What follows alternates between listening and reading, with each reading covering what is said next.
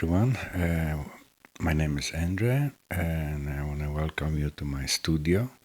Today I want to show you how I'm painting wildflowers using the tempera paint. Sometimes people call this poster color by Nikko. It's a Japanese company. I'm artist in a Ghibli studio using this a lot, and somehow I just find this. Let's see if I can explore it, the type of paint in my painting or my way I paint, and I find this very rewarding. I love this paint, so I want to share with you how I do it, the paint, and my experience with it. I also will be using usual suspects like dipping paints, fountain pens, a lot of ink with a brush. So let's get to it and see how the painting is coming out. Sketch is done. Right now I'm using little containers which help me with poster colors. This is my palette I'll be using for this painting, and I'll be inking first, so when I put the poster colors on top of it, I can see it with the little image, so the inking will help me to define the little flowers and all this design I did it. Right now I'm using Steno blue pumpkin nib. I kinda like it for the first inking, so the first inking is done. I'm gonna water down the surface, and now is the first wash. I'm applying those gouache, or sometimes people call them tempera. That's me calling them temperas. They just are working them as like a watercolors.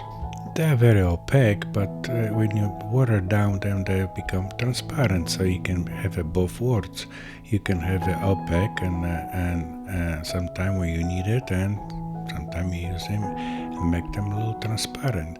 The lifting paint, fantastic. I mean, there's no problem. They almost work like watercolors, which they are watercolors base paint. It's just different bonder between them and watercolors. In Europe call them aquarelle. So the lifting paint is just great, so no problem, and you can use opacity, like right now I'm putting opaque paint on top of it, and just work perfect.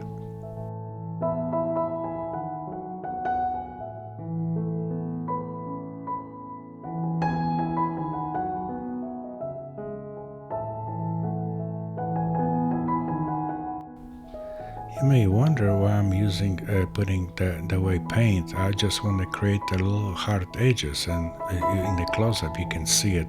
There's a lot of them. This is for make it more dynamic, more interesting.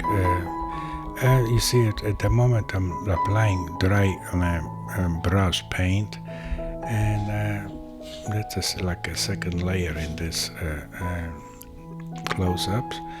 And like you see it, you can build layers with those poster colors. I mean, just great. And now changing color to some almost fluorescent green.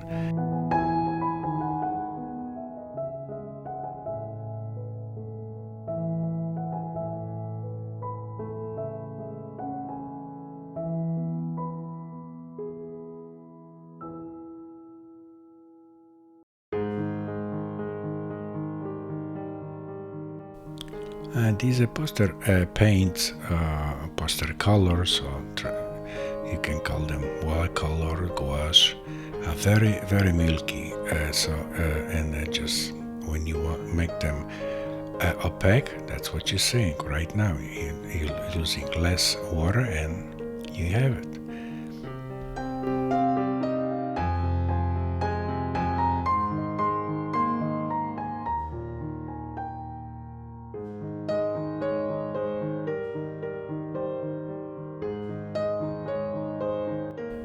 For some of the inking, I'll be using Sennelier product, and they're kind of nice, and I love it. Here's my new addition for the inking. It's a 361 Steno Blue Pumpkin Nib, and I kind of like it. It's gonna look weird. Not mention that I just purchased myself the holder, Takichava, I think that's the pronunciation. It's made in Japan, and you can put the little different sizes or variety sizes of nib in this holder. And like you see it, I just kind of doing this noodling, and that's what I want to make a little expressive flowers, and this particular nib is just fantastic for it. When you push it harder, you got the thicker line. You just go gentle line, you have a thin line.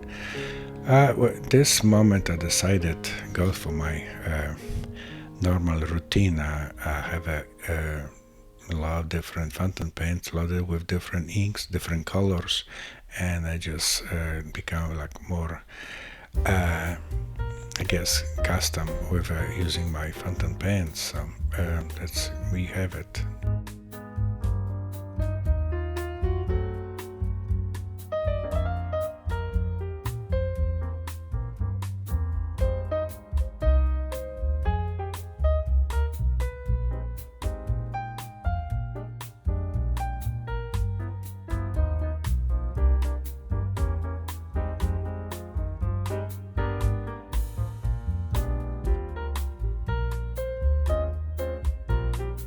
When I work with a fountain pens, many times I flip over, so I'm using front and back. You can see it. This is like for the thin lines, I just flip over, and I mean this is how I started, and it doesn't mean that's correct or you should do it that way, but it just that's me. I like that way, and it's very convenient for me because many times when I use a dipping ink, nibs they're very thin lines, and I guess I get used to fountain pens.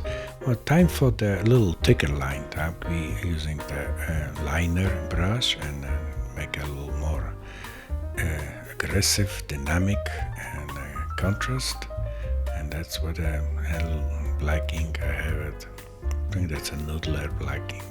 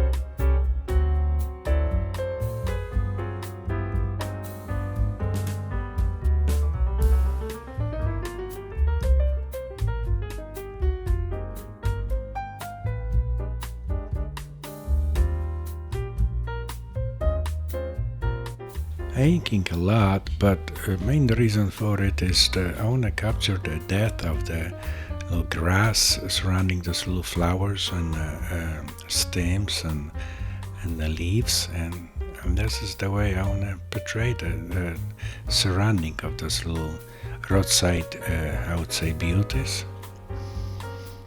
And in a close-up you can see it. It's a lot of mixing different color inks, different values, different thickness of the lines and colors, and you can see it. The poster color by Nikko is just great paint.